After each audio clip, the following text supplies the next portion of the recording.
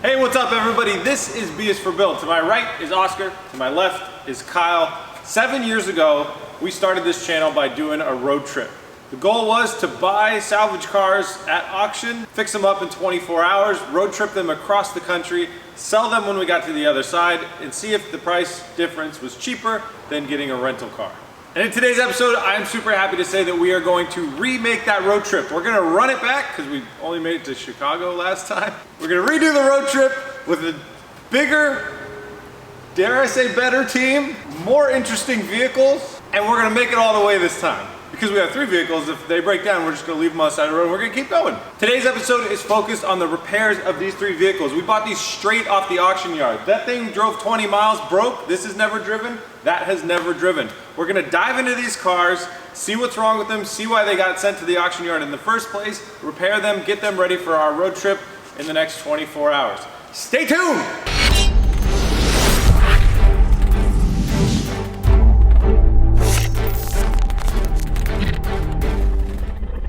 Before we get down to work, I want to take a second out to thank our sponsor. Today's episode is sponsored by Policy Genius. If you're like me and you're buying a new car, like every month, or you're buying a new home, you got a lot to handle. Policy Genius will make it easy for you to find the right type of coverage that you need and get quotes from the top companies so you can get the lowest price fast. Policy Genius is the one-stop shop to find and buy the right insurance that you need. And getting started is super easy. You just go to policygenius.com/B is for build and answer a few questions about yourself and your property. And Policy Genius will show you price quotes for different policies that fit your needs and help you find the best option. And their team of experts is going to help look for different ways to save you even more, especially when you bundle your home and auto together. And that's the cool thing. The Policy Genius team works for you, not the insurance company. So if they find a better rate for you, they'll switch you over for free. Policy Genius has saved customers an average of $1,250 per year over what they were paying for home and auto insurance. So guys, if you want to save money on your home and auto, hit the link at the top of the description or check out what's on the screen right about here. Head to policygenius.com/B is for build. Get quotes for your home and auto and see how much you could save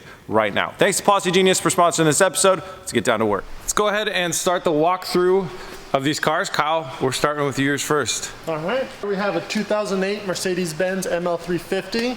Got it for $4,370 on auction, and it has 143,000 miles. V6, right? Just pop the hood, just check it out. I've never actually looked under the hood of this thing yet. That's how little we've used this thing. We were trying to buy Kyle a Hummer up until the very, very last second. We got this car 2 days ago. Beautiful V6. I happen to know it's 4-wheel drive because I just had to put the insurance on it, so that's good. It says all-wheel drive. I'm not sure if it's all-wheel drive or if it has 4-wheel drive. Does it have any like off-roady controls in there? It does have some, and then like descent as well. Oh, it's got a descent thing. Cool. The most interesting thing I can say about this vehicle from what I've observed so far is that the door leading up to the window area and then going all the way into the frame, one piece. I had not even noticed that. Elegant design that is 100% unnecessary. That is very unnecessary. So you get a dent on that baby, and it's no new door time. Speaking of dents, let's go talk about the damage. Yeah. So we bought this thing sight unseen from the auctions. It looked like it had a little bit of a little tappage in the back. Not bad amount of damage. So the price point for each one of these vehicles, we're just trying to hit, the goal is $5,000 or under. And then when we get to the other side of the country, we're gonna sell all these vehicles and hopefully we're gonna make some money. Or at least if we lose money, hopefully it'll be less than the cost of renting a rental car.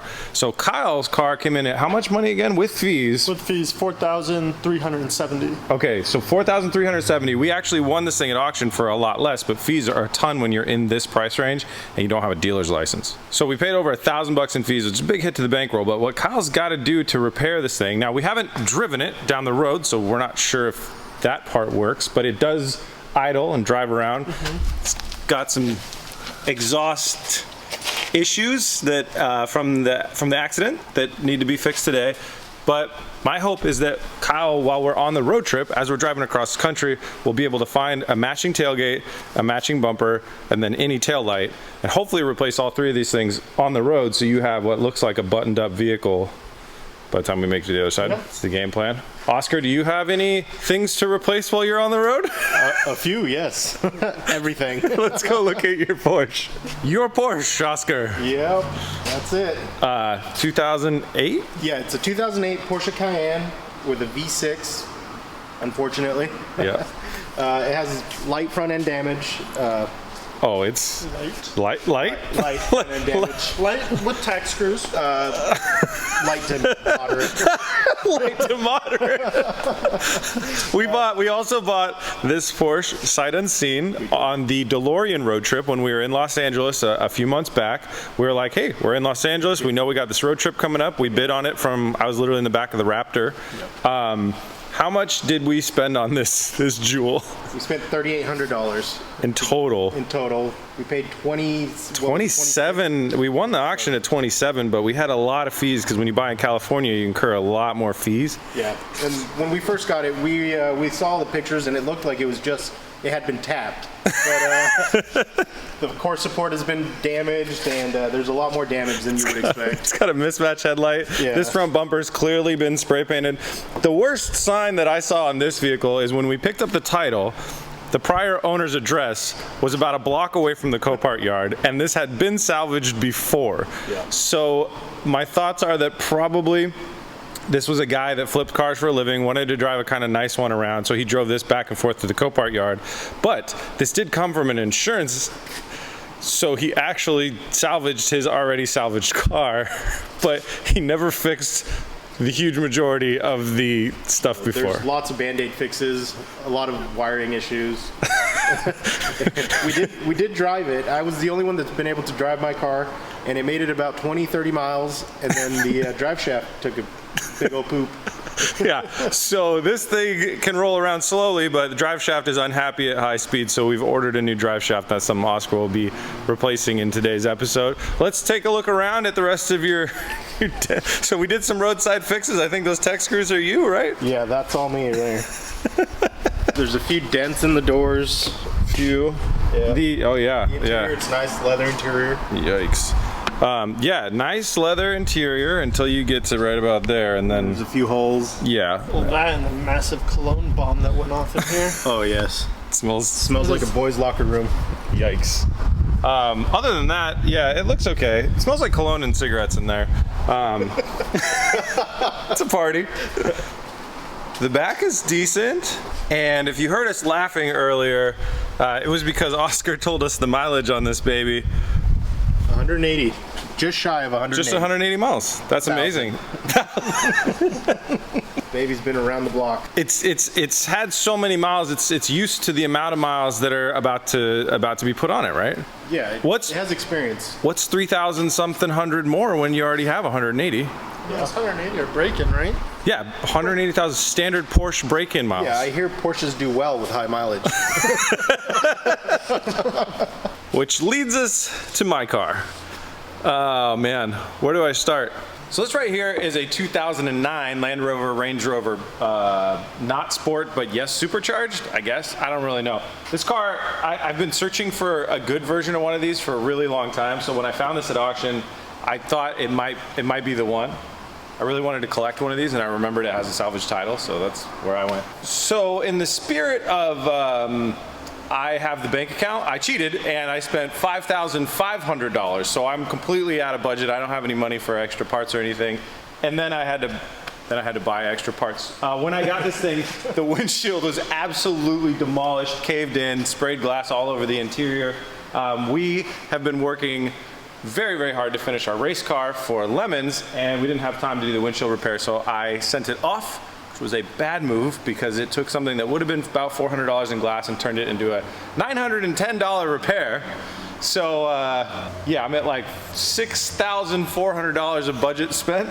It's kind of a bummer, but the car's really nice, so let me show you around. Looks like it was hit in a lot of places, starting probably around here. They hit something white clearly, went this way, bashed in the windshield, dented in the roof, killed this, broke the windshield and the side window here, and then there's a bunch more scraping on the roof up top, and then everything else is absolutely perfect. And this only has 80,000 miles, which makes me feel good. But anybody that's driven a Range Rover before knows that it doesn't matter how many miles it has on it.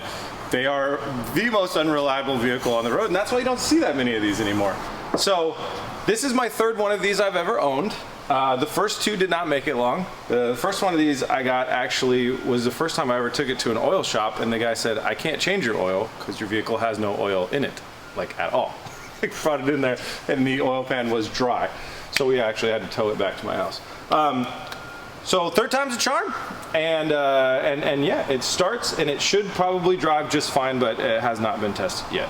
I have a lot of repairs to do on this thing, but I think I can do them cheaply and get some money back on the back end. Usually it's a lot of good fun to do the profiling of these vehicles, but we know who was driving Oscar's car, some guy that had not a care in the world.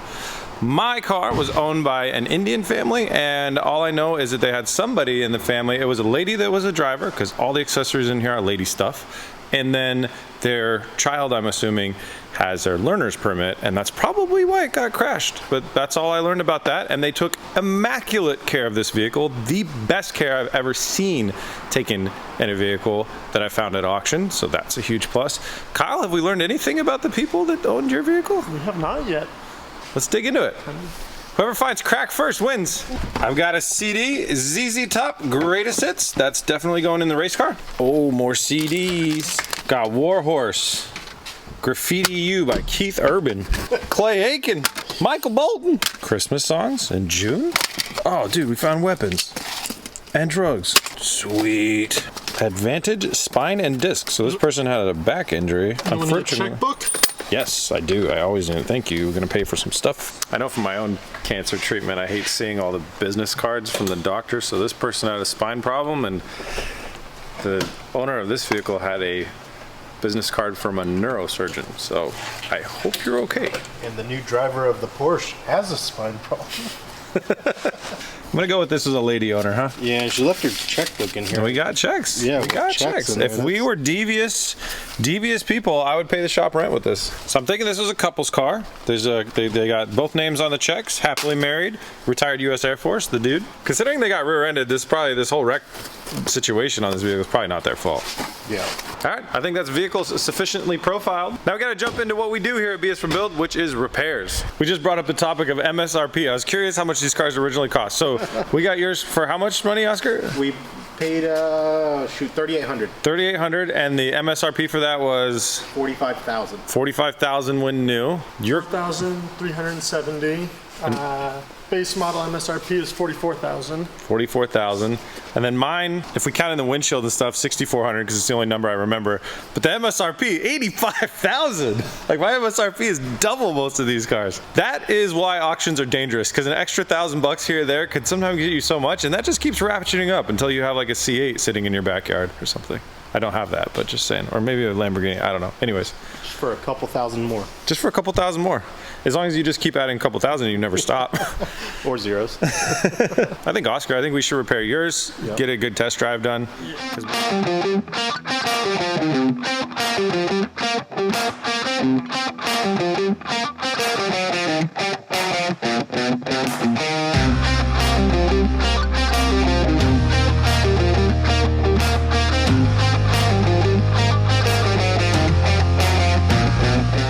Oscar got that drive shaft replaced, went and took this thing for a spirited test drive, and he found the sport button, the sport mode button, which he really liked, and found some Panda Express. And that is a wrap on Oscar's Porsche. We have deemed this thing ready to roll, after an oil change, of course. This one's ready to roll. Moving on to Kyle's. Kyle's car got hit here in the back, and like we said, we bought this vehicle 2 days ago, so we haven't had time to get a new taillight, a new liftgate, new bumper, or anything like that. But the big problem is that this muffler is in the way of the wheel, so when you drive forward it gets caught up in the wheel, and when you reverse it drags on the wheel and sags down.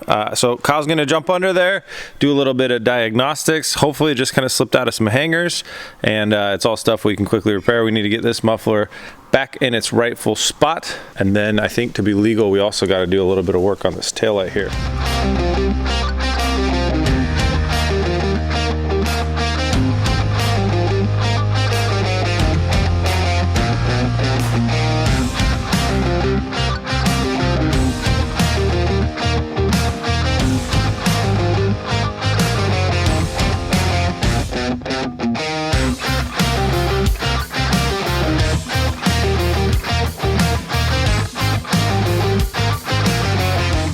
All right, Kyle's got his exhaust fixed. We got it in the right hanger, and then installed this. Basically the left hanger was broken, so we installed a new one of those. We happen to have those laying around here, so that was really cool. And that's the exhaust in the right spot. Sounds great. So he's gonna go on his test drive. This is slightly illegal in our state. It's already midnight almost, so we forgot to get the red tape that we needed to put over this, but we can get that tomorrow. Have fun, Kyle. Test drive the hell out of it. Don't forget to come back. Yeah. No, not allowed to go home yet. Kyle already knows his lights. So, review. No sport mode, but that is a comfortable ride, and everything runs smooth on that. I wonder which one's quicker. No issues, huh? No issues at all. Awesome. I think that all that's left then to be ready is, yeah, we might want to take care of this bumper a little bit. I don't know. All right, now that that's done, we're gonna jump into the repairs on my Range Rover. So this dent right here, I can't really fix and paint over, so I'm gonna be buffing that out. That's gonna happen a little bit later. The main repairs that we're gonna be doing are fixing the dents in the roof and repainting the roof, adding trim to this A-pillar, new side window, and then a new side mirror as well. I'm gonna start on the hard part, which is the roof. So you can see I have a big dent there and a big dent there from the accident. When dents like this go in and they create negative space, they can just be filled as long as they're not bulging in any other areas. You can fill them with fiberglass, top it off with a little bit of body filler, and then paint over it. But it's always best if you can try and pull the metal out. So I'm gonna be welding on some pins using a slide hammer and pulling as much metal out. And then you can see I'm gonna have to hammer up and get some of this back into place as well. Gonna get all the metal as close to the right spot as I can, and then I'm gonna get some fiberglass reinforced body filler on there as my first layer to try and smooth everything out. And then while that's drying, I can move on to things like the side window and buffing this paint out and stuff like that.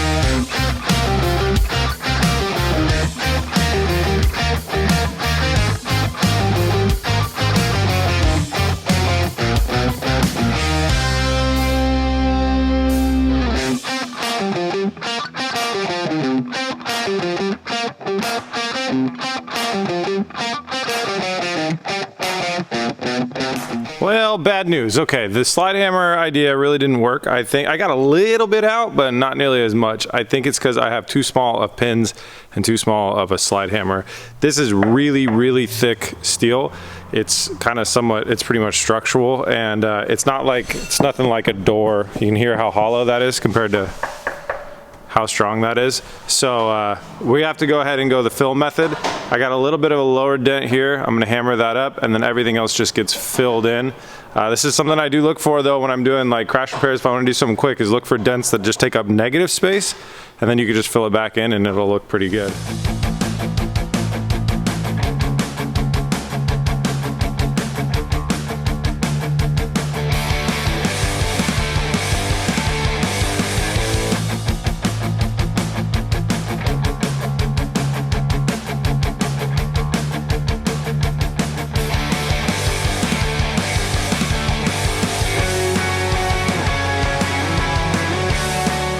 Got the fiberglass reinforced body filler on there. The roof dent looks a lot better.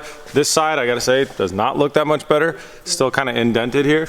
But once I'll take all the excess off of here, so the majority of this is gonna come back off, and then I can use body filler from there. Because body filler, you don't wanna go over 1/4 of an inch, but I think I'm well within that. While that is all drying up, I'm gonna move on to these white scratch marks. So in the accident, it looks like some paint got transferred over into this car's paint, but it looks like it's all on the surface above the clear coat. I don't think it's gone through the clear coat.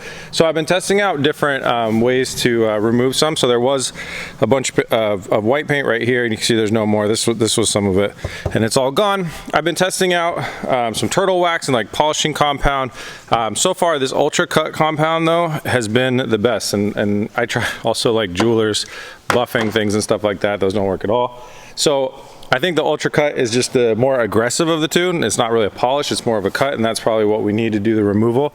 And I just got a Harbor Freight buffing and polishing drill kit. So I got 2 of them. I got that guy, and then I also got this 6-inch polishing kit, and they both work on a drill, so I just wanted to test them out. So far they're working pretty good. So I'm gonna work my way through the car. This is vinyl that this paint is sitting on top of right here. This is that, I think it's called PPF or something like that. So I got to clean that up, and then we're going to work back through here, and then there's a little spot right back here I'll get off to.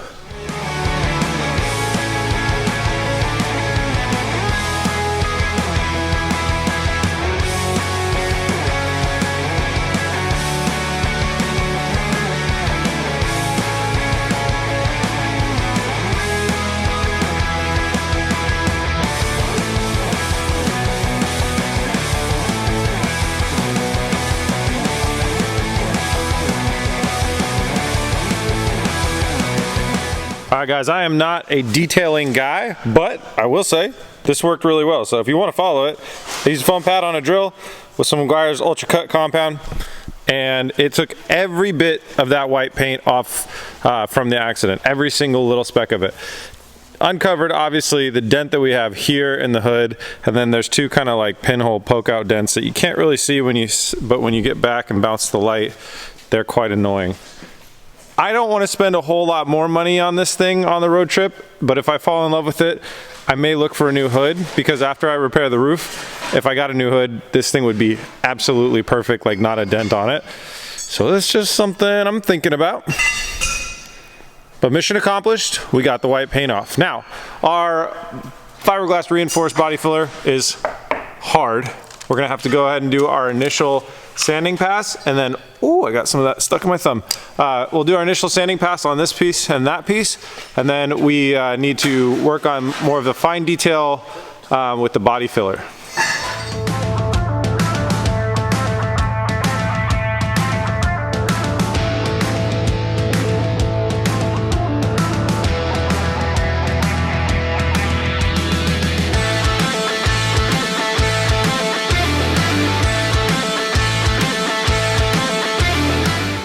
All right, we got the body filler on there and got it sanded down in some spots, and it's actually looking really good. So I think this is gonna be the last coat of body filler.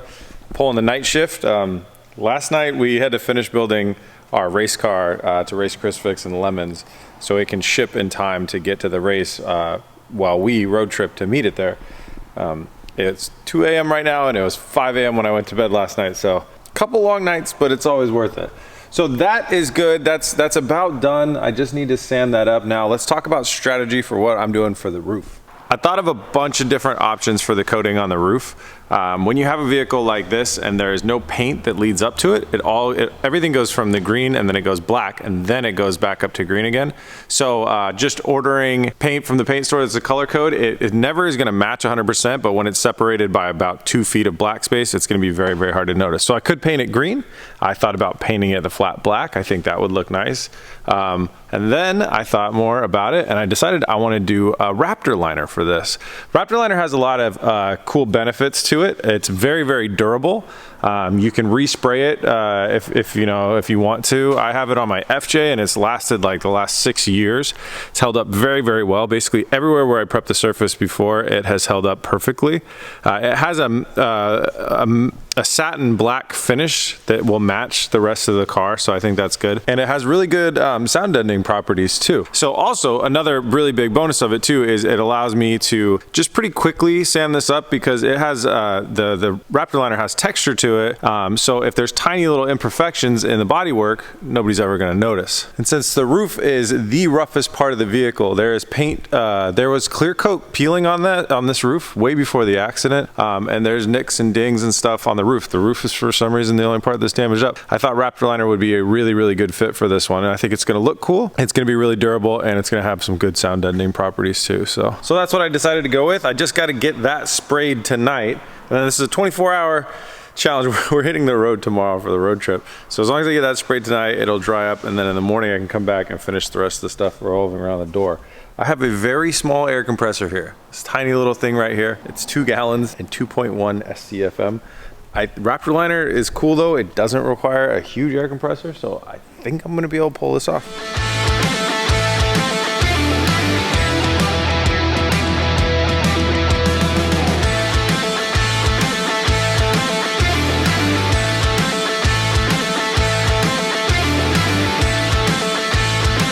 All right, the bodywork sanded up really nicely. You can see that you sand the majority of that stuff off. You definitely shouldn't see any huge patches of blue or anything. It's very, very thin, less than 1 millimeter in most spots. But that's all looking good. Now I gotta go ahead and prep the roof. That means cleaning it, scuffing everything, and then masking everything off. And then we're gonna go ahead and spray our Rhino liner up there.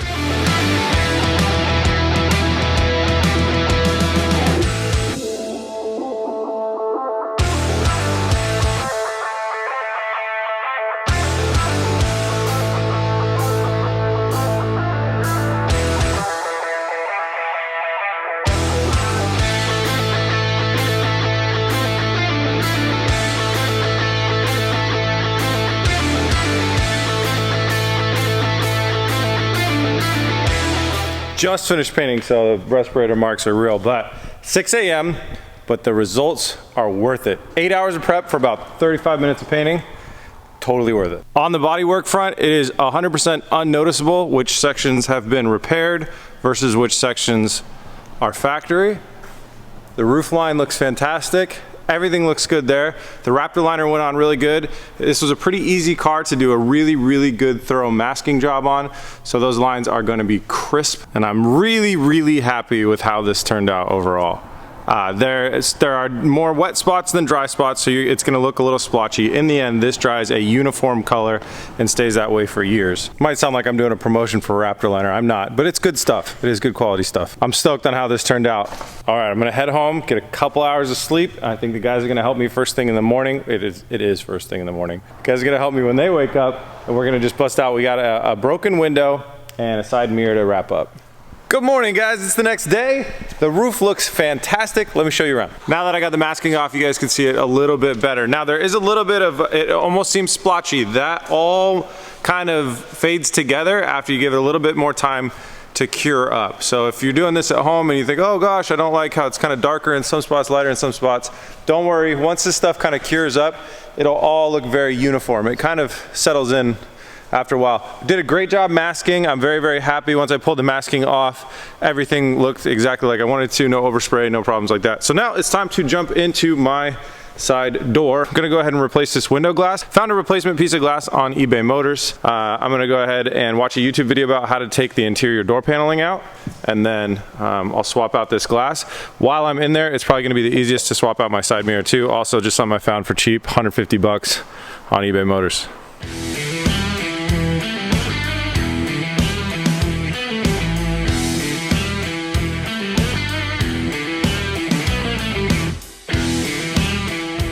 Aha, I got everything out. So everything's 4 bolts. If you're doing a door panel here, this works for the older Range Rovers too. One here, one in the handle, one right here, one right here. Pull the door panel out. Then this just pops off of here. And then side mirror, if you're doing a side mirror, 1, 2, 3, 4. That gets that side mirror off. I'm gonna go ahead. Oh, also roll your window down a little bit if you have a weird broken one-piece window. That way you can access that right down there. And then that'll give your window a little bit of room to maneuver inside this door to slide this one out because it has a top railing.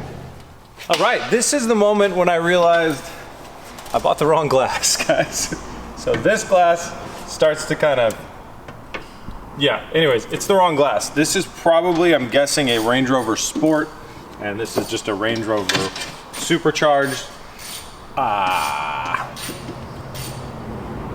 At least I can get my money back with eBay's fitment guarantee. Now I won't do that because I'm way too lazy.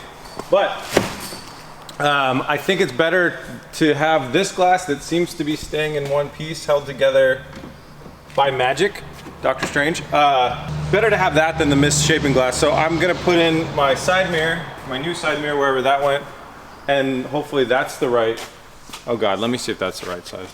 Side mirror looks correct. So Kyle's not the only one on this road trip that'll be looking to replace a part on the road. I bet I can find a new side window while we're on the road and get this in the car. We're gonna bring a tool set, so shouldn't be a problem. I'm gonna go ahead and get this thing installed, and then we'll give it a quick wipe down. Oh, and the A-pillar trim.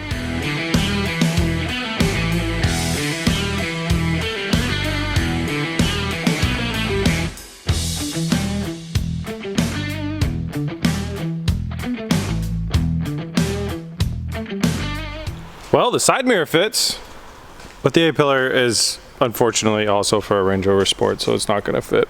But it gives me something fun to look for during the road trip. It's like a treasure hunt to find a junkyard that has this piece and this side window, and I will have them switched out by the time we make it to New Jersey. Pretty nice before and after. We got all that white paint off of there. We fixed the roof, fixed all the dents in the vehicle, and got a new coat of Raptor liner on the roof. I'm pretty happy with that.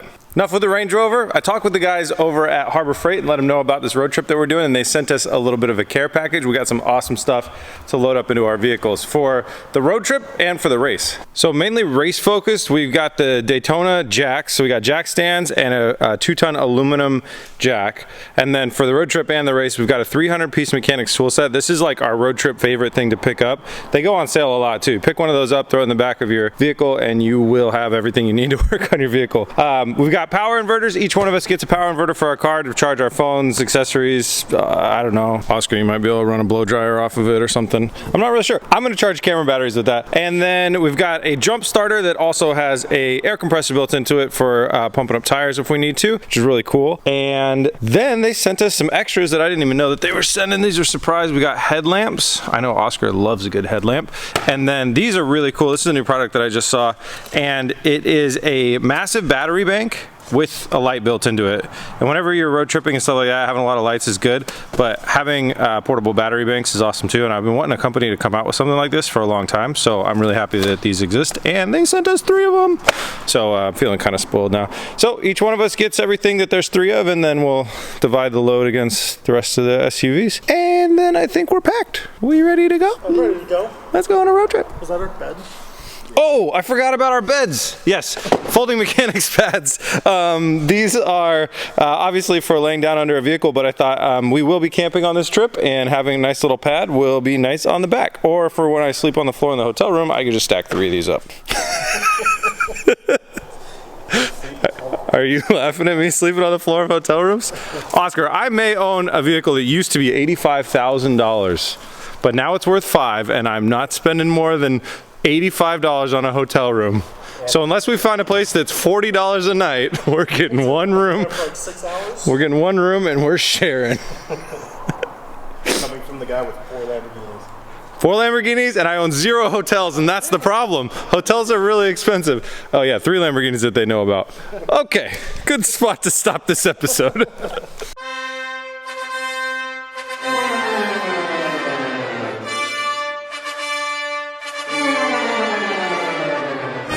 Other than that, the guys got the oil changed in all the vehicles. I've never driven this thing at all, but it is time to go. 24 hours is up. It's time to start the road trip. Please join us for the next episode when we try and take these high mileage luxury SUVs 3,300 miles across the country to get to New Jersey to race against Chris Fix in the 24 hours of lemons. Our race car will be waiting for us there. So make sure you subscribe so you don't miss that episode, and we'll see you guys in the next one.